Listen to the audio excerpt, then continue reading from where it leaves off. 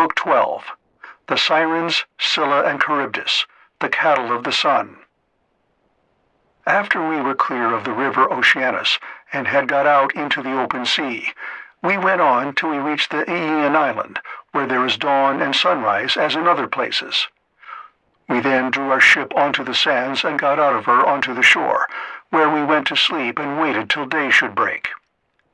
Then, when the child of morning, rosy-fingered dawn appeared, I sent some men to Circe's house to fetch the body of Elpenor. We cut firewood from a wood where the headland jutted out into the sea, and after we had wept over him and lamented him, we performed his funeral rites. When his body and armor had been burned to ashes, we raised a cairn, set a stone over it, and at the top of the cairn we fixed the oar that he had been used to row with. While we were doing all this, Circe, who knew that we had got back from the house of Hades, dressed herself and came to see us as fast as she could, and her maidservants came with her bringing us bread, meat, and wine. Then she stood in the midst of us and said, "You have done a bold thing in going down alive to the house of Hades, and you will have died twice, to other people's once. Now then, stay here for the rest of the day, feast your fill, and go on with your voyage at daybreak tomorrow morning. In the meantime, I will tell Ulysses about your course, and will explain everything to him, so as to prevent your suffering from misadventure either by land or sea." We agreed to do as she had said, and feasted through the livelong day to the going down of the sun. But when the sun had set and it came on dark, the men laid themselves down to sleep by the stern cables of the ship. Then Circe took me by the hand and bade me be seated away from the others, while she reclined by my side and asked me all about our adventures. "So far so good," said she, when I had ended my story. "And now pay attention to what I am about to tell you. Heaven itself indeed will recall it to your recollection. First, you will come to the sirens, who enchant all who come near them. If anyone unwarily draws in too close and hears the singing of the sirens, his wife and children will never welcome him home again, for they sit in a green field and warble him to death with the sweetness of their song. There is a great heap of dead men's bones lying all around, with the flesh still rotting off them. Therefore pass these sirens by, and stop your men's ears with wax, that none of them may hear. But if you like, you can listen yourself, for you may get the men to bind you as you stand upright on a crosspiece halfway up the mast, and they must lash the rope's ends to the mast itself, that you may have the pleasure of listening. If you beg and pray the men to unloose you, then they must bind you faster. When your crew have taken you past these sirens, I cannot give you coherent directions as to which of two courses you are to take. I will lay the two alternatives before you, and you must consider them for yourself. On the one hand, there are some overhanging rocks against which the deep blue waves of Amphitrite beat with terrific fury. The blessed gods call these rocks the Wanderers. Here not even a bird may pass, no, not even the timid doves that bring ambrosia to Father Jove, but the sheer rock always carries off one of them, and Father Jove has to send another to make up their number. No ship that ever yet came to these rocks has got away again, but the waves and whirlwinds of fire are freighted with wreckage, and with the bodies of dead men. The only vessel that ever sailed and got through was the famous Argo on her way from the house of Aeetes, and she too would have gone against these great rocks, only that Juno piloted her past them for the love she bore to Jason. Of these two rocks, the one reaches heaven, and its peak is lost in a dark cloud. This never leaves it, so that the top is never clear, not even in summer and early autumn. No man, though he had 20 hands and 20 feet, could get a foothold on it and climb it, for it runs sheer up, as smooth as though it had been polished. In the middle of it there is a large cavern, looking west and turned towards Erebus. You must take your ship this way, but the cave is so high up that not even the stoutest archer could send an arrow into it. Inside it, Scylla sits and yelps with a voice that you might take to be that of a young hound, but in truth she is a dreadful monster, and no one, not even a god, could face her without being terror-struck. She has 12 misshapen feet, and 6 necks of the most prodigious length, and at the end of each neck She has a frightful head with 3 rows of teeth in each, all set very close together, so that they would crunch anyone to death in a moment. And she sits deep within her shady cell, thrusting out her heads and peering all round the rock, fishing for dolphins or dogfish or any larger monster that she can catch, of the thousands with which Amphitrite teems. No ship ever yet got past her without losing some men, for she shoots out all her heads at once and carries off a man in each mouth. You will find the other rock lie lower, but they are so close together that there is not more than a bow shot between them. A large fig tree in full leaf grows upon it, and under it lies the sucking whirlpool of Charybdis. 3 times in the day does she vomit forth her waters, and 3 times she sucks them down again. See that you be not there when she is sucking, for if you are, Neptune himself could not save you. You must hug the Scylla side and drive ship by as fast as you can, for you had better lose 6 men than your whole crew." "Is there no way," said I, "of escaping Charybdis, and at the same time keeping Scylla off when she is trying to harm my men?" "You daredevil," replied the goddess, "you are always wanting to fight somebody or something. You will not let yourself be beaten even by the immortals.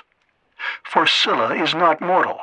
Moreover, she is savage, extreme, rude, cruel, and invincible. There is no help for it. Your best chance will be to get by her as fast as ever you can, for if you dawdle about her rock while you are putting on your armor, she may catch you with the second cast of her 6 heads, and snap up another 6 of your men.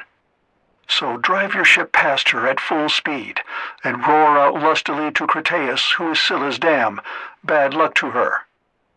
She will then stop her from making a second raid upon you. You will now come to the Thrinacian island, and here you will see many herds of cattle and flocks of sheep belonging to the sun god, 7 herds of cattle and 7 flocks of sheep, with 50 head in each flock. They do not breed, nor do they become fewer in number, and they are tended by the goddesses Phaethusa and Lampede, who are children of the sun god Hyperion by Neaera. Their mother, when she had borne them and had done suckling them, sent them to the Thrinacian island, which was a long way off, to live there and look after their father's flocks and herds. If you leave these flocks unharmed, and think of nothing but getting home, you may yet, after much hardship, reach Ithaca.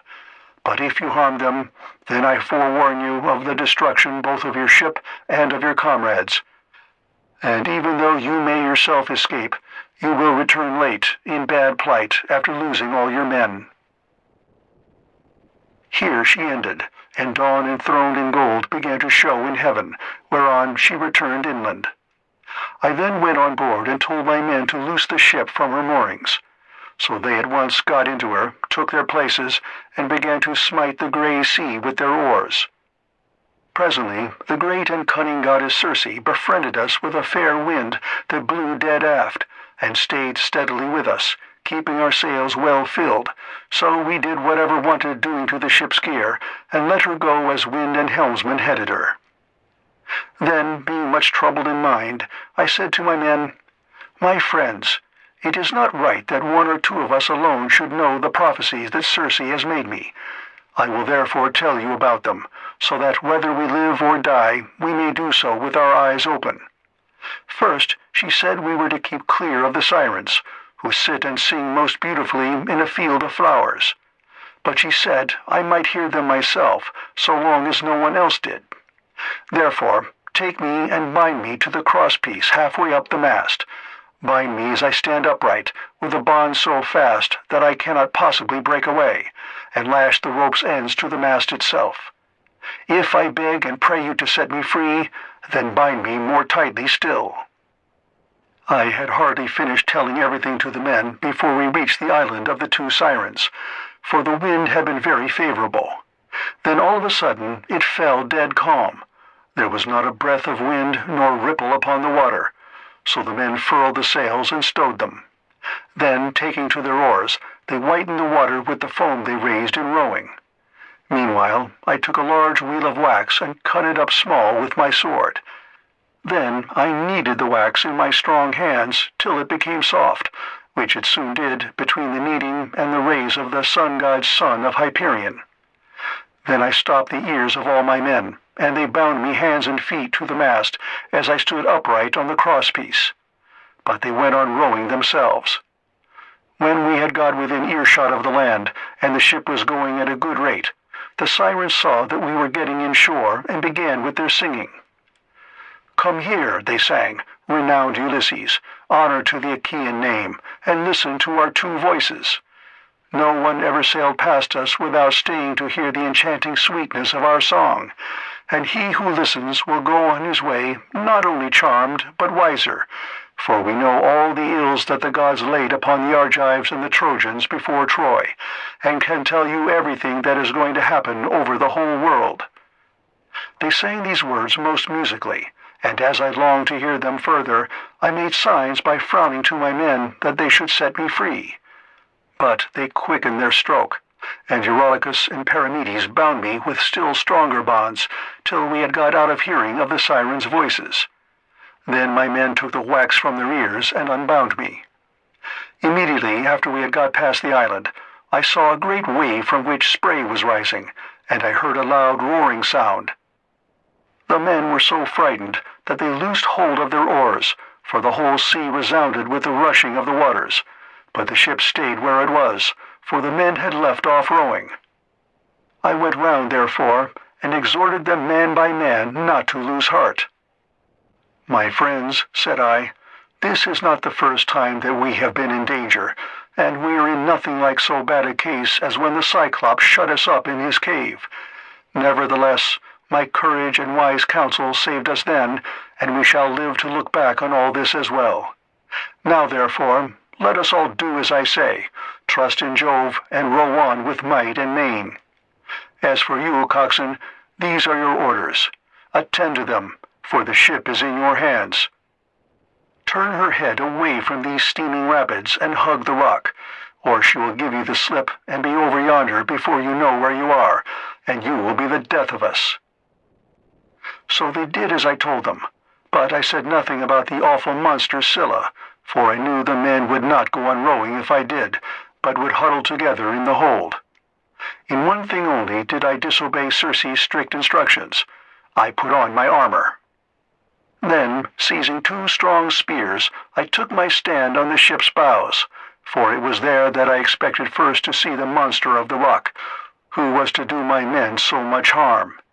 But I could not make her out anywhere, though I strained my eyes with looking the gloomy rock all over and over.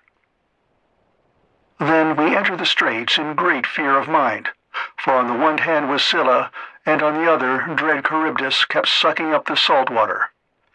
As she vomited it up, it was like the water in a cauldron when it is boiling over upon a great fire, and the spray reached the top of the rocks on either side. When she began to suck again, we could see the water all inside whirling round and round, and it made a deafening sound as it broke against the rocks. We could see the bottom of the whirlpool all black with sand and mud, and the men were at their wits' ends for fear. While we were taken up with this, and were expecting each moment to be our last, Scylla pounced down suddenly upon us, and snatched up my 6 best men. I was looking at once after both ship and men, and in a moment I saw their hands and feet ever so high above me, struggling in the air as Scylla was carrying them off, and I heard them all call out my name in one last despairing cry. As a fisherman, seated, spear in hand, upon some jutting rock, throws bait into the water to deceive the poor little fishes, and spears them with the ox's horn with which his spear is shod, throwing them gasping onto the land as he catches them one by one. Even so did Scylla land these panting creatures on her rock, and munch them up at the mouth of her den, while they screamed and stretched out their hands to me in their mortal agony. This was the most sickening sight that I saw throughout all my voyages. When we had passed the wandering rocks, with Scylla and terrible Charybdis, we reached the noble island of the sun god, where were the goodly cattle and sheep belonging to the son Hyperion. While still at sea in my ship, I could hear the cattle lowing as they came home to the yards, and the sheep bleating. Then I remembered what the blind Theban prophet Tiresias had told me, and how carefully Aeaean Circe had warned me to shun the island of the blessed sun god. So being much troubled, I said to the men, My men, I know you are hard-pressed, but listen while I tell you the prophecy that Tiresias made me, and how carefully Aeaea and Circe warned me to shun the island of the blessed sun god. For it was here, she said, that our worst danger would lie. Head the ship, therefore, away from the island." The men were in despair at this, and Eurylochus at once gave me an insolent answer. "Ulysses," said he, "you are cruel. You are very strong yourself, and never get worn out. You seem to be made of iron, and now, though your men are exhausted with toil and want of sleep, you will not let them land and cook themselves a good supper upon this island, but bid them put out to sea and go faring fruitlessly on through the watches of the flying night. It is by night that the winds blow hardest and do so much damage. How can we escape should one of those sudden squalls spring up from southwest or west, which so often wreck a vessel when our lords the gods are unpropitious?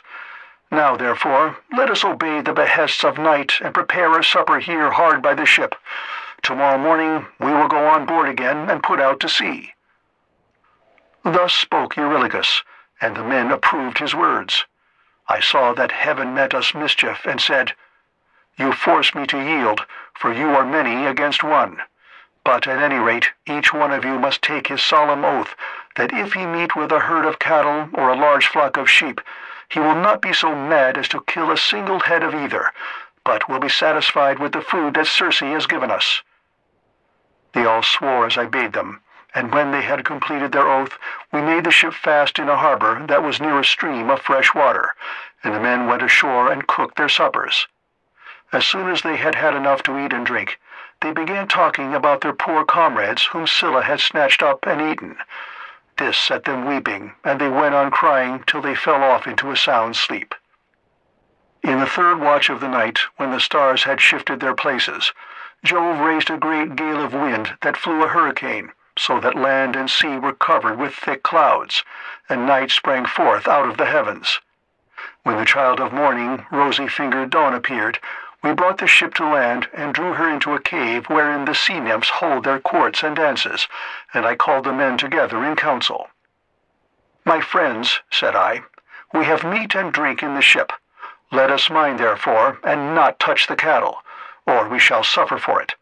For these cattle and sheep belong to the mighty sun, who sees and gives ear to everything." And again they promised that they would obey.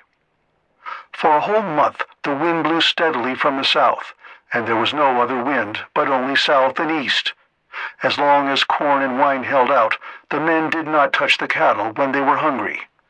When, however, they had eaten all there was in the ship, they were forced to go further afield with hook and line, catching birds and taking whatever they could lay their hands on, for they were starving. One day, therefore, I went up inland that I might pray heaven to show me some means of getting away.